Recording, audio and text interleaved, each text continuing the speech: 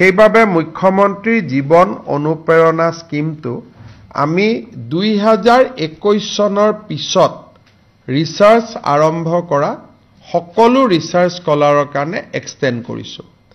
ই আগতে আছিল অকল 2025 চনত ৰিচাৰ্চত সোমোৱা ষ্টুডেন্ট স্কলাৰ খিনিৰ কাৰণে কিন্তু এতিয়া আমি ইয়াৰ এমবিটটো বঢ়াই 2021 চনৰ পৰা যি সকলে ৰিচাৰ্চ কৰি আছে অৰ্থাৎ যাৰ ৰিচাৰ্চ ইতিমধ্যে 4 বছৰ কৰা হৈ গল 21ত সোমোৱা 22ত সোমোৱা 23ত সোমোৱা 24ত সোমোৱা 25ত সোমোৱা সকলোলৈকে আমি মুখ্যমন্ত্ৰী জীৱন অনুপ্ৰেৰণা স্কিমটো আগুৱাবৰ বাবে সিদ্ধান্ত লৈছো আপোনালোকে জানে যে ৰিচাৰ্চ স্কলাৰে 25000 টকা এককালীন সাহায্য পাব আৰু যদি দিব্যাংগজন হয় তেওঁলোকে 40000 টকা লাভ কৰিব আজি ৰাজ্য চৰকাৰৰ কেবিনেটে 49.5880 কোটি টকাৰে ৰাফলি 50 crores বুলি আমি ক'ব পাৰো টকা বেৰে বদৰপুৰ টাউনত এটা ওয়াটাৰ সাপ্লাই স্কিম নিৰ্মাণত অনুমোদন জনাইছে এই ওয়াটাৰ সাপ্লাই স্কিমটো জুনে নিৰ্মাণ কৰিব 7 বছৰৰ কাৰণে তেওঁলোকে মেইনটেইনো কৰিব লাগিব সিলচৰ কেবিনেটত আমি সিদ্ধান্ত লৈছিলো এটো হাইলাকান্দি শ্ৰীভূমি বদৰপুৰ সবতে আমি বনাম লালা এই গুটেই সিলচৰ কেবিনেটত আমি লোৱা প্ৰস্তাৱসমূহ আজি আমি গুটেই কেটা কাৰ্যকৰী হৈ গল আৰু একো বাকি নাই আমি প্ৰমিস কৰিছিলো লালাৰ কাৰণে বদৰপুৰৰ কাৰণে হাইলাকান্দিৰ কাৰণে কৰিমগঞ্জৰ কাৰণে 4টা স্কিমে আজি আমি আমাৰ একাধিক্ৰমে হৈ গল লাষ্ট আছিল আমাৰ বদৰপুৰ আজি বদৰপুৰটো হৈ গল আপোনালোকে জানে যে জল জীৱন মিছনৰ যি সকলে কাম কৰি আছে কন্ট্ৰাক্টৰ তেওঁলোকক আমি বহুত দিনে বিল আদি দিব পৰা নাই মুখ্যতঃ তাৰ কাৰণ হৈছে যে ভাৰত চৰকাৰেও আঁচনিটোৰ পুনৰ ইক্ষণ কৰি আছে বিভিন্ন অভিযোগৰ পৰিপ্ৰেক্ষিতত ভাৰত চৰকাৰে দেশৰ বিভিন্ন স্থানলৈ টিম পঠিয়াইছে আৰু তেওঁলোকে এটা নিউট্ৰেল এসেছ কৰি আছে যে কোন ৰাজ্যত স্কিমটো কেনেকুৱা পৰ্যায়ত সফল হৈছে এই বিষয়ে আলোচনা বা কেন্দ্ৰীয় চৰকাৰে পৰীক্ষা কৰি আছে যদিও দীৰ্ঘদিন ধৰি আমাৰ কন্ট্ৰাক্টৰ সকলে পেমেন্ট নোপোৱাৰ কাৰণে তেওঁলোক আৰ্থিক অসুবিধাটো সন্মুখীন হৈছে বিষয়টোৰ প্ৰতি লক্ষ্য ৰাখি তেওঁলোকৰ যি পাৰফৰমেন্স গ্যাৰেন্টি আমাৰ লগত জমা আছিল আমি জল জীৱন মিছনৰ কন্ট্ৰাক্টৰ সকলক পাৰফৰমেন্স গ্যাৰেন্টি টকাটো উভতাই দিবলৈ আজি কেবিনেটে সিদ্ধান্ত লৈছে ইয়াৰ ফলত প্ৰায় 1500 কোটি টকা জল জীৱন মিছনৰ ঠিকাদাৰ সকলে বা কন্ট্ৰাক্টৰ সকলে পাবলৈ সক্ষম হ'ব আজি কেবিনেটে আৰু এটা বিশেষ সিদ্ধান্ত লয় আমাৰ জল জীৱন মিছনত জলমিত্ৰ আৰু জল সহায়ক দুটা কেটেগৰীৰ ৰাইজে বা ব্যক্তিয়ে ভলেন্টিয়াৰ হিচাপে কাম কৰি আছে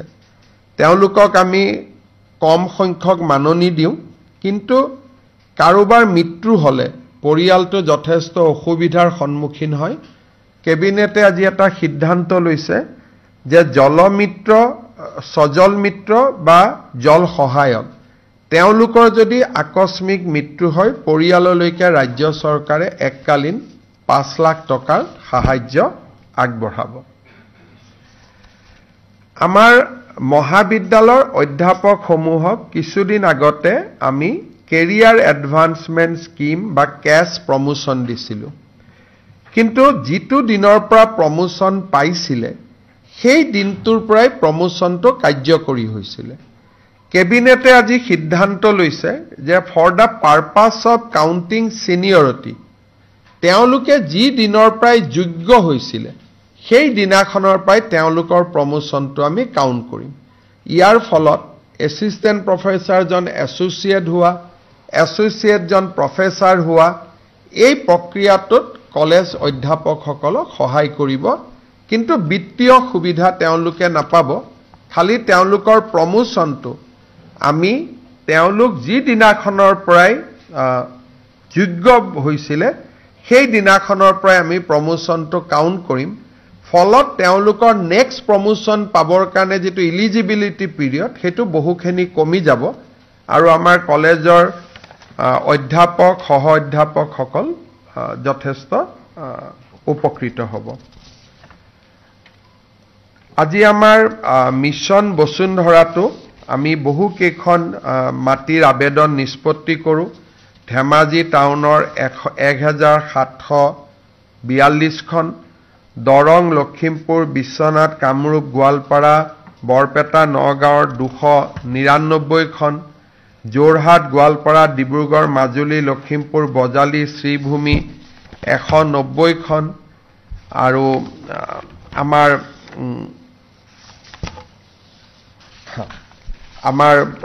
এই ধৰণে মিছন বসুন্ধৰা 3 আমি যিখিনি নামঘৰ চৰকাৰী কাৰ্যালয় শিক্ষানুষ্ঠানক মাটি দিয়াৰ আমি যোৱা দুমাহৰ পৰা প্ৰচেষ্টা চলাই আহিছো প্ৰায় 80% কাম আমি সমাপ্ত কৰিলো 20% কাম আমি আগষ্ট মাহত সমাপ্ত কৰিম আজি কেবিনেটত আৰু এটা গুৰুত্বপূৰ্ণ সিদ্ধান্ত হয় আপোনালোকে জানে যে মাৰ্ঘেৰিটা সমষ্টিত Tirap tribal belt and block বুলি এটা আমাৰ ট্ৰাইবেল বেল্ট এণ্ড ব্লক আছে এই ট্ৰাইবেল বেল্ট এণ্ড ব্লকটোত বহুখিনি আহোম মানুহ বাস কৰে মটক মানুহ বাস কৰে মৰাণ মানুহ বাস কৰে চুতীয়া বাস কৰে গোৰ্খা বাস কৰে টি গাৰ্ডেন আদিবাসী আৰু কোচ ৰাজবংশী এই গোটেই কেইটা কমিউনিটিকে তিৰাপ ট্ৰাইবেল বেল্ট এণ্ড ব্লকত আমি প্ৰটেক্টেড ক্লাছ ৰূপে আজি আমি ঘোষণা কৰিবলৈ কেবিনেটে সিদ্ধান্ত লৈছে এই সিদ্ধান্তটোৰ ফলত তিৰাপ ট্ৰাইবেল বেল্ট এণ্ড ব্লকত আহোম সকলেও মাটিৰ পট্টা পাব মৰাণ সকলেও মাটিৰ পট্টা পাব মটক সকলেও মাটিৰ পট্টা পাব চুতীয়া সকলেও মাটিৰ পট্টা পাব গোৰ্খা সকলেও মাটিৰ পট্টা পাব চাহ জনজাতি আদিবাসী সকলেও মাটিৰ পট্টা পাব আৰু কোচ ৰাজবংশী লোকসকলেও মাটিৰ পট্টা পাব এটা বহুদিনীয়া দাবী আছিল সেই দাবীটো আজি সমাধান হ'ল কেবিনেটে আজি আমাৰ অইল ইণ্ডিয়া আৰু মাৰ্ঘেৰিটাৰ কোল ইণ্ডিয়াৰ কিছু মাটিবাৰীৰ সমস্যা আছিল সেইখিনিও আজি প্ৰায়খিনি সমাধান কৰি দিয়ে মুঠৰ ওপৰত কেবিনেটত এইকেইটাই গুৰুত্বপূৰ্ণ সিদ্ধান্ত হৈছে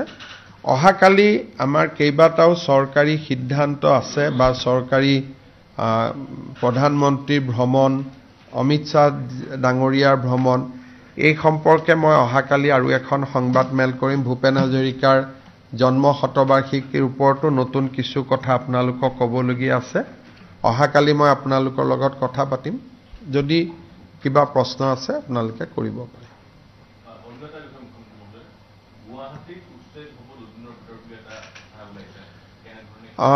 গুৱাহাটী ট্ৰাইবেল বেল্ট গুৱাহাটীৰ ফৰেষ্টত যিখিনি নন ইণ্ডিজেনাছ মানুহ আছে তেওঁলোকক আমি এটা সাৰ্ভে কৰি দিছো মই ওয়াৰ্ডটো আকৌ ৰিপিট কৰিছো নন ইণ্ডিজেনাছ অৰ্থাৎ থলুৱা মানুহৰ ক্ষেত্ৰত আমি সাৰ্ভে কৰা নাই খিলঞ্জিয়া মানুহৰ ক্ষেত্ৰত আমি সাৰ্ভে কৰা নাই কিন্তু যিসকলে মহানগৰীৰ ডেমোগ্ৰাফিটো ডিস্টাৰ্ব কৰিবৰ কাৰণে বিভিন্ন জায়গাত আহি বাস কৰিছে তেওঁলোকৰ আমি মাত্ৰ সাৰ্ভে এটা কৰিছো যে কিমান এনেকুৱানো মানুহ সোমাইছে কিন্তু ইয়াতে খিলঞ্জিয়া মানুহখিনিৰ ক্ষেত্ৰত একো আমি কৰা নাই কাৰণ তেওঁলোকক বসুন্ধৰা 3ত আমি মাটিৰ পট্টা দিবৰ কাৰণে ব্যৱস্থা কৰিছো আৰু এইটো অনলি ফৰ ফৰেষ্ট ৰেভিনিউ ল্যান্ডৰ ক্ষেত্ৰতো কোনো সাৰ্ভে হোৱা নাই আৰু মই ভাবো যে আমাৰ যিখিনি অসমীয়া মানুহ বা জনজাতীয় মানুহ আছে তেওঁলোক আতংকিত হোৱাৰ কোনো কাৰণো নাই আৰু তেনেকুৱা কোনো সাৰ্ভেও চৰকাৰে কৰা নাই survey is strictly limited to non indigenous people যেটো তিনিটা প্ৰজন্ম যেটো আমাৰ ইয়াতে নাই তিনিটা প্ৰজন্ম ধৰ্মৰ লগত কথা নাই যদি তিনিটা প্ৰজন্ম অসমত আছে তেতিয়াহলে আমি সাৰ্ভে নকৰো কিন্তু তিনিটা প্ৰজন্ম যদি অসমৰ নহয় তেতিয়াহলে আমি সাৰ্ভে কৰিম 2 দিনৰ ভিতৰত উচ্ছেদ কৰাটো সম্ভৱ নহয় গোটেই মানুহবোৰ উৰিয়াম ঘাটতে লাগি আছে এটা 2 দিনৰ কথাটো একো নাই কিন্তু যিকোনো দিনতে আমি গুৱাহাটীখনকো অলপ খালি কৰিব লাগিব নহলে গুৱাহাটীৰ বোজ অলপ বাঢ়ি গৈছে গুৱাহাটীয়ে ইমান মানুহ লবই নোৱাৰে গুৱাহাটীত যদি থাকিব পাৰে 10 লাখ মানুহ আছে 20 লাখ গতিকে কিন্তু আমাৰ মই দুই এখন পেপাৰত দেখো যে অলপ আমাৰ থলুৱা মানুহখিনিক আতংকিত কৰি দিব খোজে এই চৰকাৰে থলুৱা মানুহৰ মাটি উচ্ছেদ কৰাৰ কোনো চিন্তাও কৰা নাই গতিকে কথাটো মই আজি আকৌ এবাৰ ৰিপিট কৰি দিছো মই দেখি আছো যে দুই এখন পেপাৰে হেডলাইনটো কৰি খিলঞ্জিয়া থলুৱা মানুহৰ কথা কয় আৰু তেওঁলোকে এটা পেনিক সৃষ্টি কৰি কাবাক বচাব চেষ্টা কৰে কিন্তু মই ভাবো যে ৰাইজে আমাক বিশ্বাস কৰে গতিকে কোনো পেনিক নহয় Mr. Chief Minister, on a national context, today is a very important topic of the blast has come. There was an attempt, concerted attempt since 2013 to paint a saffron color. Today, all the accused have been acquitted by the NIA court. How do you see to this development? आप देखिए कल भारत की माननीय गृह मंत्री जी ने भी सदन में बताया था कि हिंदू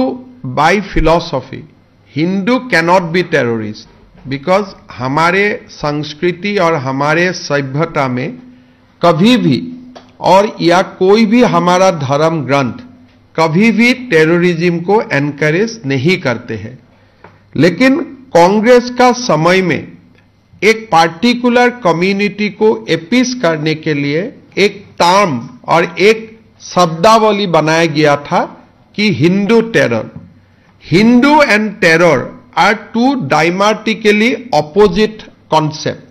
हिंदू कभी टेरर को विश्वास करते ही नहीं और हिंदू कभी टेररिस्ट हो ही नहीं सकता है मेरे लिए ये हमारे लिए अपार संतुष्टि का बात है कि माननीय गृह मंत्री जी जो संसद में जो बात बताए थे आज मुंबई का एक अदालत ने भी ये हिंदू टेरर का जो कॉन्सेप्ट था इनको डिमोलिश किया और हिंदू टेरर का नाम में जो भी एक्यूज बनाया गया था सारे एक्यूज को दे एक्विटेड और सारे एक्यूज को रिहा कर दिया गया सो ये जो हमारे एक लॉन्ग स्टैंडिंग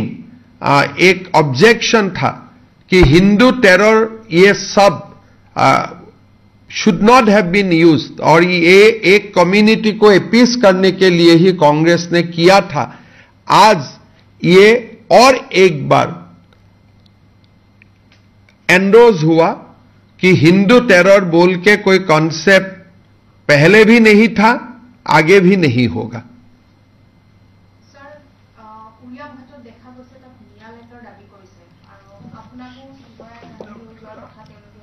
সব মই এটাই কথা আপোনালোকক ক'ব খোজো 1,29,000 বিঘা আমি মাটি মুক্ত কৰিছিলো উৰিয়াম ঘাটৰ সফল এভিকশনৰ পিছত নাও ইট হেজ বিকাম 1,39,000 বিঘা অৰ্থাৎ 10,000 বিঘা মাটি আমি আকৌ উৰিয়াম ঘাটত মুক্ত কৰিব পাৰিলো I'd like to thank Chief Minister of Nagaland, Sri Nephew Rio also for helping us, cooperating with us in the eviction drive. In fact, Nagaland Police, CRPF, which is in charge of DAB area to maintain the neutrality, everybody has helped us in this eviction drive. Mialand to hobo pare, Mialander huato kono apotti nai kinu Mialand to ami Bangladeshot pati dim. And আমি হেল্পও কৰি দিম Mr. Chief Minister, বাংলাদেশত বহুত মাটি আছে আৰু যদি বাংলাদেশত কষ্ট হয় আফগানিস্তানত বনাই দিম Mr. Chief আপুনি সামাজিক মাধ্যম যে জনাইছে গোৰখপুৰ গৈছে পুনৰ পাকিস্তানৰ বিৰোধ কৰা দেখা গৈছে সক অসমবাসীৰ কাৰণে এটো একেবাৰে লাজৰ কথা আৰু আমি সকলোৱে খুব লজ্জিত অনুভৱ কৰিছো যে যি ধৰণে সংসদত ভাৰতীয় সেনা বাহিনীৰ ওপৰত আমাৰ অসমৰ সাংসদ এজনে যি ধৰণে কমেন্ট কৰিলে তেওঁ ইমানলৈকে গ'ল যে মিছাইলটো ওচৰৰ পৰা কিয় নামাৰিলে দূৰৰ পৰা কিয় মাৰিলে সো ইমান ডাঙৰ বিজ্ঞানী যে সেনাই মিছাইলটো ওচৰৰ পৰা কিয় নামাৰিলে দূৰৰ পৰা কিয় মাৰিলে তো ভাৰতে যদি 3000 4000 কিলোমিটাৰ লক্ষ্য ভেদ কৰিব পৰা মিছাইল বনাইছে এটোতো সেনা বাহিনীক অভিনন্দন জনোৱা কথা আছিল তো জিতু ভাষণ দিলে সেই ভাষণটো শুনি এটাই ধাৰণা হল যে তেওঁ ভাৰতক কেতিয়াও ভাল নাপায় নিজৰ লৰা ছোৱালীকো বিদেশী কৰিছে পত্নীকো বিদেশী কৰিছে আৰু মই এই কথা ক্লিয়াৰলি ক'ব পাৰো যে in a very good day he will also change his citizenship তিনটা ফ্যামিলি যেতিয়া নাইয়ে ভাৰতীয় তেওঁটো টেম্পোৰাৰিলি ভাৰতত আছে আৰু সেই কাৰণে তেওঁ সদায় ভাৰতৰ বিৰুদ্ধে সংসদৰ কথা কয় যোৰহাটৰ ৰাইজৰ শিৱসাগৰৰ ৰাইজৰ স্বাধীনতা আন্দোলনত কিমান বৰঙণি আছিল দেশৰ স্বতন্ত্ৰতা সাৰ্বভৌমত্বত যোৰহাটৰ এটা অনবদ্য বৰঙণি আছে অসম আন্দোলনলৈকে সেই স্থানৰ সংসদ গৰাকী আজি পাকিস্তানত গৈ হিৰো হোৱা আমাৰ কাৰণে লাজৰ কথা আৰু এই গোটেই ঘটনাটো অকল এইটো নহয় কালি ষ্টেটমেন্টটো আপোনালোকে নজৰত পাইছে কিন্তু যদি 2014 চনৰ পৰা তেওঁৰ সংসদত ভাষণ আৰু প্ৰশ্নবিলাক চাই প্ৰত্যেকটোৱে পাকিস্তানৰ সহায় কৰিব পৰা প্ৰশ্ন গতিকে তেওঁৰ খুব বেলেগ ধৰণৰ সম্পৰ্ক পাকিস্তানৰ লগত আৰু obviously he cannot be hero in Indian television he will be hero only in Pakistan না কওঁতেতো তেওঁ ক'ব নোৱাৰিলে মই যোৱা নাই বুলি এনেতো বহুত বকবকাই থাকে যেতিয়া অমিত শাহ জিয়ে ক'লে তেওঁতো থিয় হৈ সংসদত নকলে যে মই যোৱা নাই আপুনি ভুল কথা কৈছে বুলি